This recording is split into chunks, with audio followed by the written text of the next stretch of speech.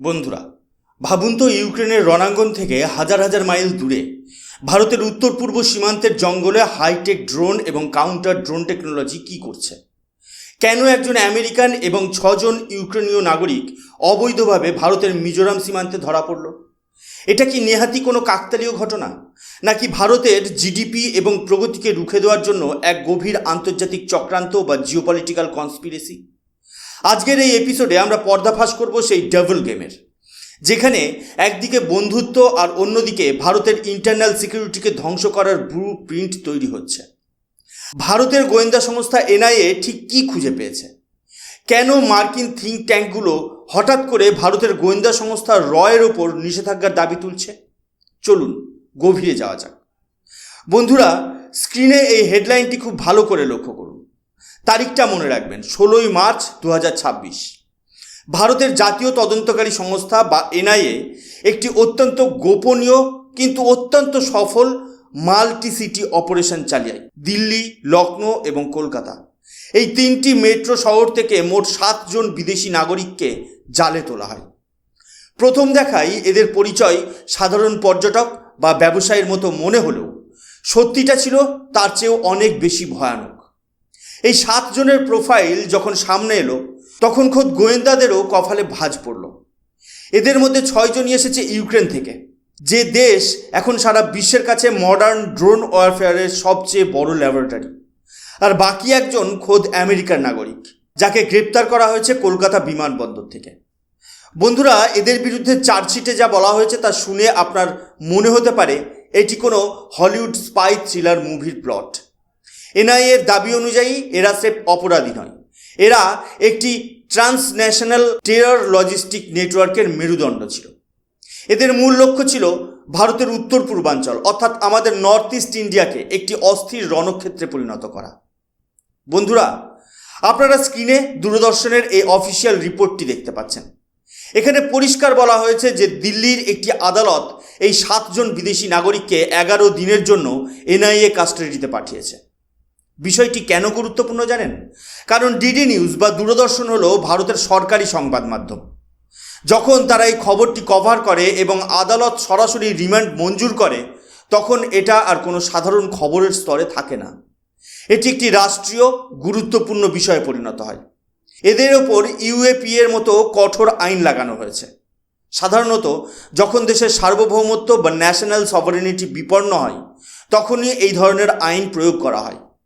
NIA আদালতে জানিয়েছে যে এদের জেরা করে সেই মাস্টার মাইন্ডদের হদিশ পাওয়া সম্ভব, যারা সমুদ্রের ওপারে বসে ভারতের উত্তর পূর্ব সীমান্তকে অশান্ত করার ডলার ঢালছে।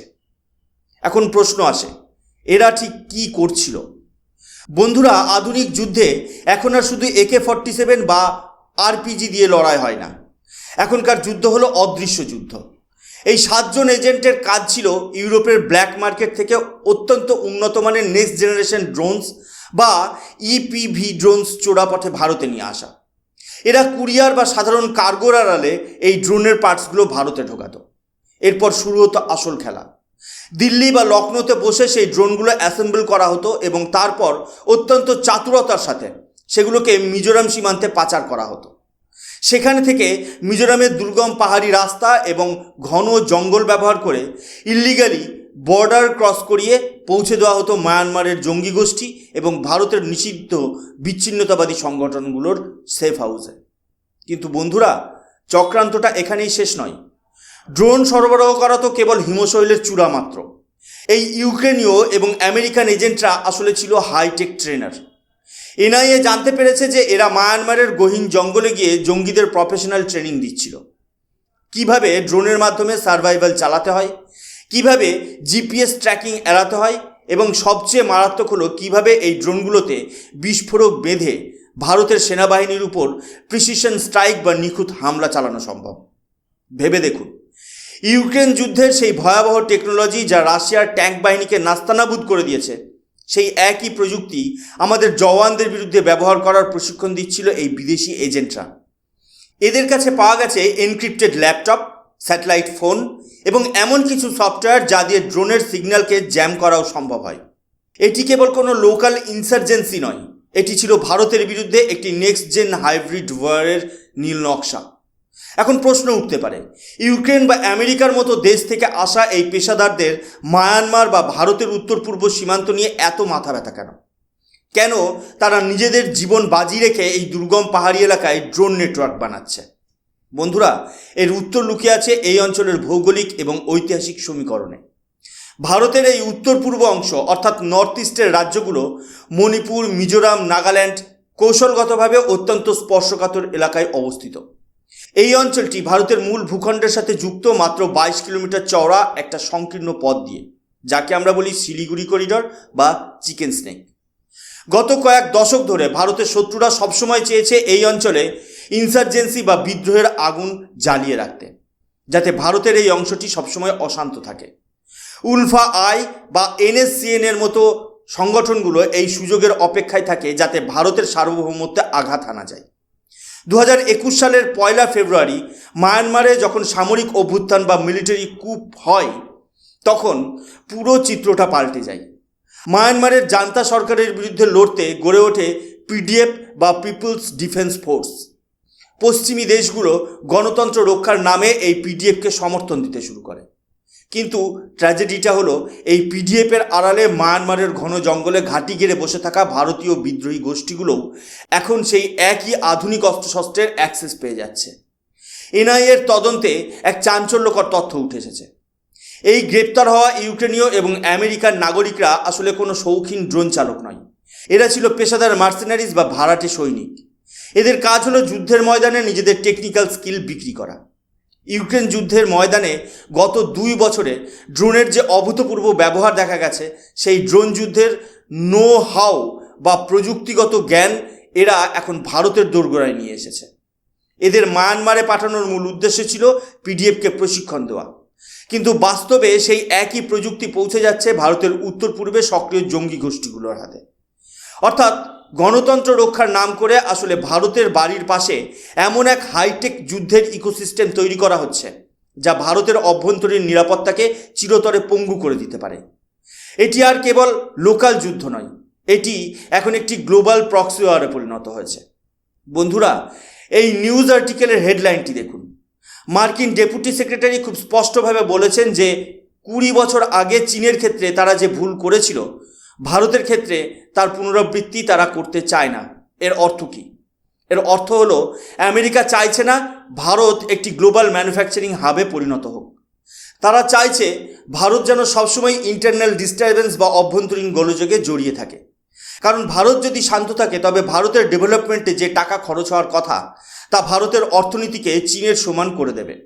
কিন্তু যদি ভারতকে কাশ্মীর বা নর্থ ইস্টের মতো ইস্যুতে ব্যস্ত রাখা হয়, তবে ভারতের কয়েক বিলিয়ন ডলারের ডিফেন্স বাজেট কেবল নিজেদের শান্ত রাখতেই খরচ হয়ে যাবে।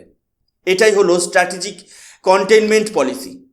একদিকে তারা আমাদের কোয়াডের পার্টনার বলছে, অন্যদিকে তাদেরই নাগরিকরা ভারতের মাটিতে ড্রোন নেটওয়ার্ক তৈরি করছে। এটা কি স্রেফ ব্যক্তিগত অপরাধ, নাকি এর পেছনে কোনো রাষ্ট্রশক্তির মদত আছে? ভূরাজনীতিতে কোনো কিছুই বিচ্ছিন্ন নয়। যে সময়ে এই বিদেশি এজেন্টরা ধরা পড়েছে, ঠিক সেই সময়ই আমেরিকার একটি প্রভাবশালী সংস্থা USCIRF দাবি তুলছে যে ভারতের RSS এবং গোয়েন্দা সংস্থা রয়ের উপর নিষেধাজ্ঞা বা স্যাংশন লাগানো হোক। আমি এই নিয়ে একটি পূর্ণাঙ্গ রিপোর্ট গতকাল আমার এই চ্যানেলে দিয়েছিলাম। যদি আপনারা সেটা দেখতে চান, তবে নিচের ডেসক্রিপশন বক্সে সেই ভিডিওর লিঙ্ক দিয়ে দিলাম, সেখানে গিয়ে লিঙ্কে ক্লিক করে ভিডিওটা দেখে নিতে পারেন। যাই হোক, এবার ফিরে আসি আজকের ভিডিওতে। বন্ধুরা, হলো ভারতের সেই রক্ষা কবচ যা দেশের বাইরে গিয়ে দেশের শত্রুদের বিনাশ করে।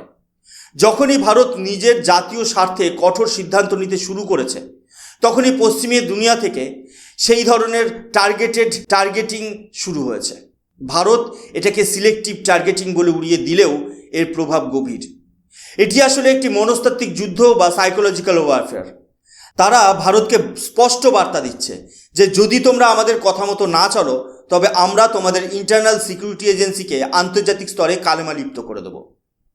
আমরা যেটাকে আগে সাধারণ সন্ত্রাসবাদ বলতাম, সেটা এখন পাল্টে গিয়ে হাইব্রিড ওয়ারফেয়ারে পরিণত হয়েছে। ইউক্রেন যুদ্ধ বিশ্বকে দেখিয়েছে যে কয়েক হাজার ডলারের ড্রোন দিয়ে কোটি কোটি টাকার ট্যাঙ্ক বা রেডার ধ্বংস করা সম্ভব। ইউক্রেন এখন সারা বিশ্বের কাছে ড্রোন যুদ্ধের একটি ল্যাবরেটরি অফ ড্রোন ওয়ারফেয়ার। সেখানে যে প্রযুক্তি ব্যবহার করা হচ্ছে সেই একই প্রযুক্তি এখন ভারতের উত্তর পূর্বে আনা হয়েছে। এনআইএর রিপোর্টে বলা হয়েছে এই আসামিরা মিজোরামের দুর্গম এলাকা দিয়ে ড্রোন সরবরাহ করছিল। এই ড্রোনগুলো দিয়ে ভারতীয় সেনাবাহিনীর উপর নজরদারি চালানো এবং প্রয়োজনে রিমোট কন্ট্রোল অ্যাটাক করার পরিকল্পনা ছিল। সবচেয়ে ভয়ের বিষয় হলো এরা শুধু ড্রোনই আনছে না, বরং কাউন্টার ড্রোন টেকনোলজিও আনছে।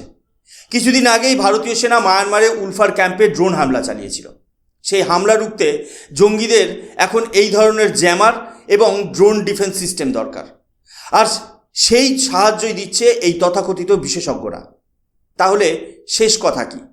ভারত কি এই আন্তর্জাতিক ষড়যন্ত্রের জবাব দিতে পারবে?